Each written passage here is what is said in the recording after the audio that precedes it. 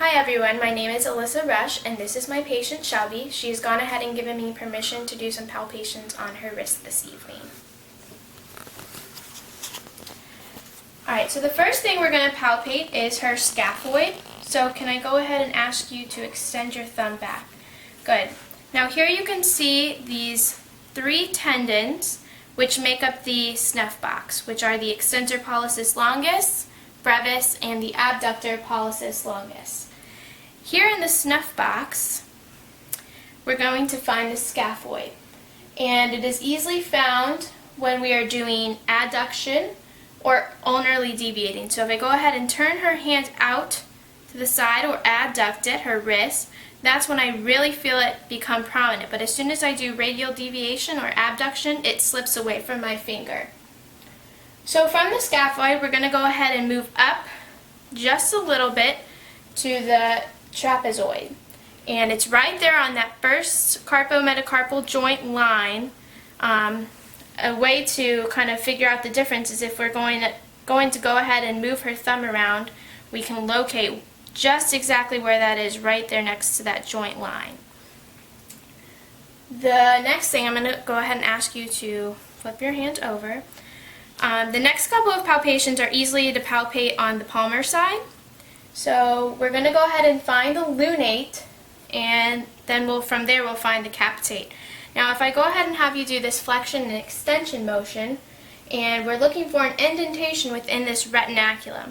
So I've gone ahead and I'm feeling for this protrusion, which would be the lunate. Now if we go ahead and we slide up just a little bit, we feel a very bony prominence, which is the capitate. Now we're going to slide over to the hypothenar eminence, and here we're going to palpate the pisiform, which is a small sesamoid bone, and it's easily found, like I said, on the palmar side, and it sits on top of the triquetrum. So next we're going to find the triquetrum. So you know the pisiform sits on it, so if you just slide out just a little bit to the outside, and we're going to go ahead and radial deviate. So we're going to bring her thumb out to this side, and that's when you can really feel it becoming prominent. But as we ulnarly deviate, go ahead and relax, that's when we feel it slip away. So we want to remember radial deviation and abduction will help us find the triquetrum. The next thing we're going to do, we're going to slide over from the triquetrum, and we're going to locate the hamate, which is also found in this hypothenar eminence.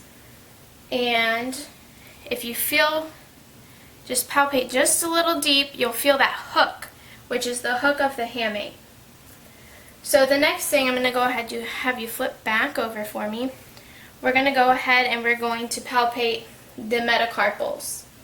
And we can palpate them by just kind of rocking them back and forth and feeling for those bones.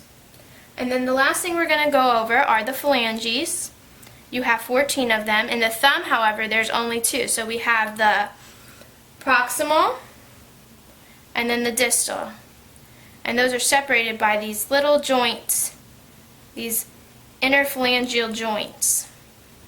Okay, and same thing over here. You've got proximal, and this one with the pointer, the last 4 fingers, you have middle and distal. And again, there are these little interphalangeal joints that you can see bending.